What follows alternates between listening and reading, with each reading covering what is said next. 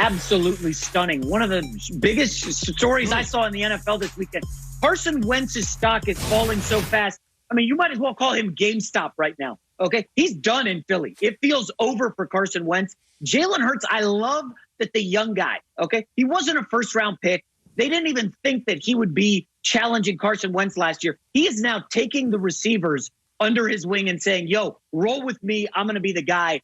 You know, you almost feel bad for Carson Wentz. We haven't seen someone fall this badly in the league since almost Ryan Leaf, who was drafted high and then just immediately went downhill. Carson Wentz was like the MVP of the league, Chris, in his second season. I was out here at the game, Rams-Eagles, when he messed up his knee, and he never has been the same. Chris, you could look at a lot of stats. There is a lot of data from last season that says he was the worst quarterback in the NFL. I think Jalen Hurts makes sense going forward. I think this is almost a buy low spot on the Philadelphia Eagles. They were a dumpster fire last year, again with the injuries. I know they got a new head coach. They need a new training staff as well. Maybe Carson Wentz lands with the Bears. I hear that's an organization that loves overdrafted former number 2 picks. You know, Trubisky stinks, and now maybe they bring in Wentz. But Jalen Hurts is the guy in Philly. I love it. Well, first, let me say this.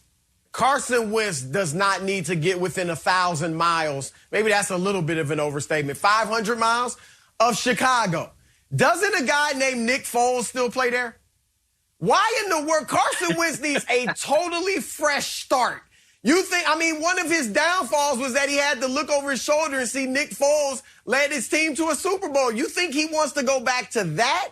Chicago shouldn't even be thinking about Carson Wentz unless they get rid of Nick Foles. Then I'm fine with it. But no, you can't have both of those guys in the same locker room again. Now, as far as Jalen Hurts, I'm stunned that you're stunned.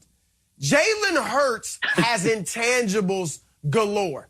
I am a big intangibles guy when it comes to quarterback because look at Tom Brady. What's made him the GOAT? It's not his arm strength. It's not his foot speed. It's not his athleticism.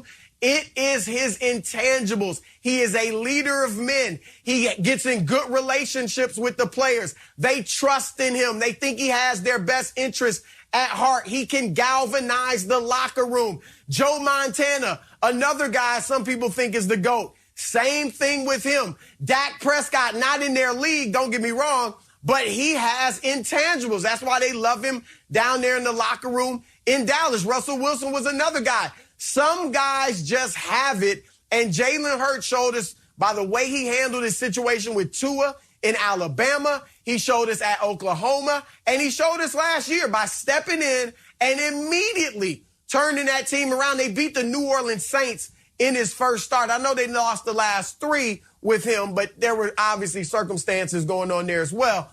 But Jalen Hurts, look, I'm not convinced that he has all the physical tools to be their franchise quarterback. But at this stage, I'm not surprised they've chosen him in the locker room over Wentz because I think with Wentz, physical ability, there. Arm strength, there. You know, running the ball, there. His problem was a lack of intangibles, not getting those guys in the locker room to believe in him and follow him.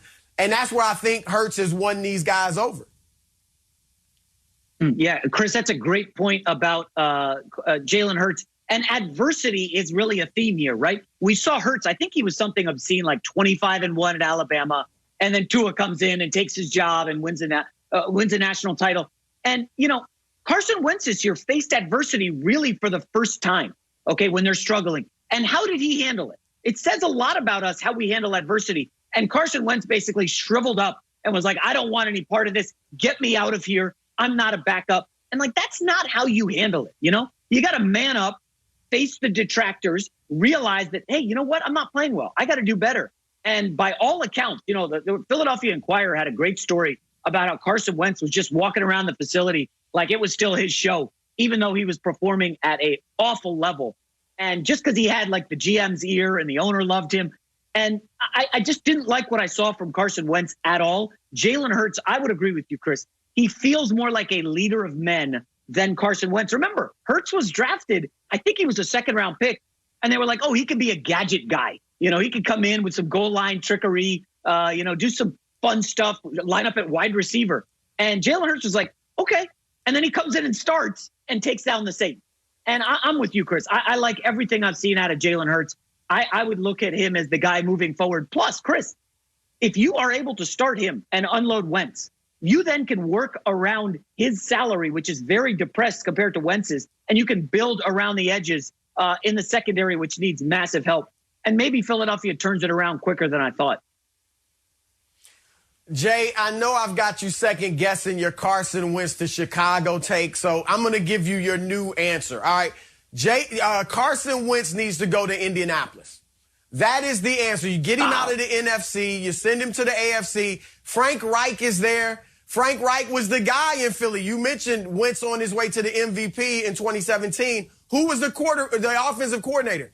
It was Frank Reich. All right, they need a quarterback. Their defense is solid, got a nice running game with Jonathan Taylor, some decent receivers, and it's a completely fresh start. That is what Carson Wentz needs more than anything. He shares a Christian faith with Frank Reich. They can connect with that. I think Reich is a guy that believes in Wentz. If he has a chance to resurrect his career, I think Indianapolis is as good a place as any. And I do think, as bad as Wentz was last year, and to be honest, for the most part, but for the end of the season 2 years ago, he hasn't been good since he came back from the injury in 2017. But I do think he can resurrect himself. I'm not saying MVP level necessarily, but I do think he can become that very good franchise quarterback elsewhere. And I think that Indianapolis is the perfect spot. But they have been unwilling to give up that first-round pick, and I don't blame me, because I would say to Philadelphia, we are taking on this 4-year, $28 million contract for a guy that might not, be that good. And so I would not give Philadelphia what they want. I would take him off your hands and be happy with that, but I do think he could play well for the Colts. Chris, the good news is we're going to pivot to your All-Star ballot in the East, okay? Now, I do have some issues here, Broussard, okay? Your ballot in the East, you explain it, and I'll tell you where I got the people. Well, I'm sure, look, again, the front court, I don't think you can argue. Kevin Durant, Giannis Antetokounmpo, and Joel Embiid. I mean, anybody that argues that needs to have their head examined. The backcourt is all Brooklyn. So I got 3 Nets starting in the Eastern Conference. Yes, 3 Nets starting because they're the best players. James Harden is looking like Magic Johnson. He doesn't have the no looks down like Magic. But outside of that, Kyrie Irving, we're going to get to it later, he did the right thing. James Harden is a awesome point guard. And Kyrie, 27 points a game, 50-something% shooting from the floor. He's hitting it from 3.